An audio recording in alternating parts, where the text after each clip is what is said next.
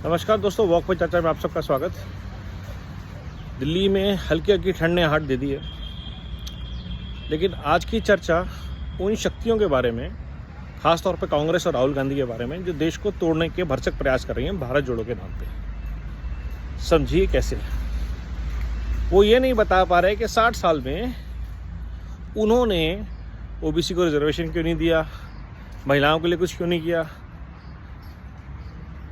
देश को तोड़ने की बातें उनसे आप जितनी मर्जी करवा लीजिए कि इतने परसेंट में यहाँ पे जुडिशरी में इतने जज नहीं हैं ओबीसी से, आईआईटी में प्रोफेसर नहीं है ओबीसी से, ब्यूरोक्रेट नहीं है ओबीसी से। क्या करना चाह रहे हैं वो ये नहीं बता पा रहे कि उन्होंने इतने लोगों को पढ़ाया लिखाया क्यों नहीं कि उन जॉब्स के लिए क्वालिफाई कर पाए। क्यों 60 साल में एक व्यवस्था का निर्माण नहीं कर पाए कांग्रेसी कि पिछड़े आगे आ पाएँ। और आज जब सरकार सबका साथ सबका विकास पे बात कर रही है और उनको लग रहा है कि उनका वोट बैंक खिसक रहा है, हिंदू जागृत हो रहा है, हिंदू एक हो रहा है, तो फिर वो जातिवाद, परिवारवाद की राजनीति लेकर आ गए हैं, क्षेत्रवाद की राजनीति लेकर आ गए हैं, धर्म की राजनीति लेकर आ गए हैं कि इस देश में जी किसी के लिए कुछ नहीं हो रहा। और भारत को इस प्रपंच से कांग्रेस की झूठ, लूट और फूट की राजनीति से बचना होगा। इसी फूट की राजनीति ने भारत का विभाजन कराया, इसी फूट की राजनीति ने खालिस्तान को खड़ा किया, इसी फूट की राजनीति ने नॉर्थ ईस्ट को भारत से अलग करने की कोशिश करी, इसी फूट की राजनीति ने एलटीटी का निर्माण किया, दूसरे देशों में जाके लड़ाइयाँ करवाई।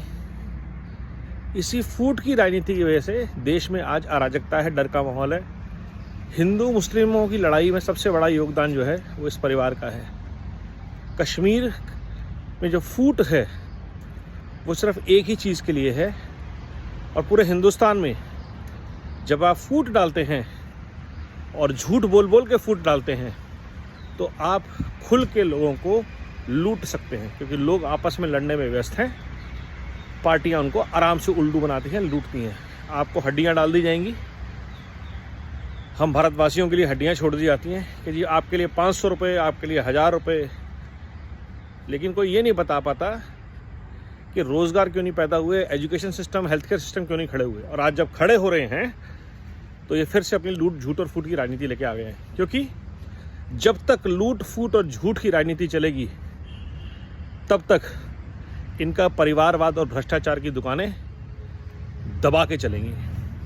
भारत काफ़ी हद तक ये बात जान गया है, इनके प्रपंच को पहचान गया है, लेकिन आज भी कुछ वोट बैंक की मानसिकता वाले ग्रुप्स हैं, कम्युनिटीज़ हैं, जिनको ऐसा लगता है कि लालू ईमानदार हैं, ऐसा लगता है कि शरद पवार महाराष्ट्र के लिए काम करते हैं, ऐसा लगता है कि स्टालिन परिवार या गांधी परिवार या ममता बनर्जी अपने अपने राज्यों के लिए काम कर रहे हैं। उसका सबसे बड़ा उदाहरण अरविंद केजरीवाल है। पंजाब पहले से नरक था, अरविंद केजरीवाल ने उसका और बेड़ा गर्क कर दिया है। पंजाब के रिसोर्सेज, पंजाब की पुलिस फोर्स दिल्ली के प्रधानमंत्री की सेवा के लिए लगी हुई है।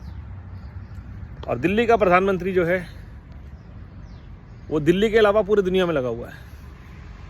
और दिल्ली का जो बेड़ा गर्क है वो कभी भी आप आगे देख लीजिए, दिल्ली अब झुग्गी झोपड़ियों का शहर बनता जा रहा है। कुछ नहीं किया इस आदमी ने पॉल्यूशन के लिए, यमुना के लिए, किसी भी चीज़ के लिए, और इन सब का हल है। तो जो इस भ्रष्टाचार, परिवारवाद वाली राजनीति का हिस्सा है, उसका एक ही एजेंडा है, लूट, झूठ और फूट। वो आपको अलग अलग चीज़ों से बरगलाएंगे, लेकिन एक भारत श्रेष्ठ भारत की बात नहीं करेंगे। भारत जोड़ो यात्रा करेंगे, लेकिन पीछे उसके भारत तोड़ने की साजिश करेंगे। हमें इस कांग्रेस के द्वारा पोषित रक्त बीजों से बचना है कि जितनी बार कांग्रेस कटी है ये रक्त बीज नीचे गिरे हैं, चाहे वो शरद पवार हो, चाहे वो ममता बनर्जी हो। इनसे हमें बचना है, इनसे हमें देश को बचाना है।